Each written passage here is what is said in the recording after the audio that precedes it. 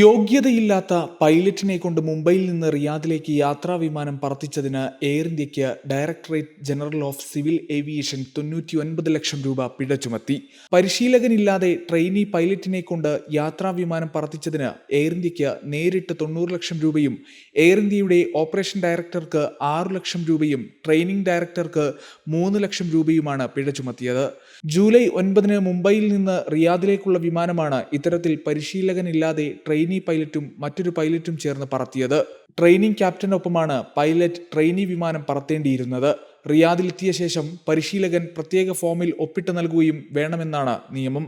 എന്നാൽ യാത്രയ്ക്ക് മുന്നോടിയായി പരിശീലകന് ചില ആരോഗ്യ പ്രശ്നങ്ങളുണ്ടായി. തുടർന്ന് പരിശീലകനല്ലാത്ത ഒരു ക്യാപ്റ്റനെയാണ് വിമാനം പറത്താൻ കമ്പനി നിയോഗിച്ചത്.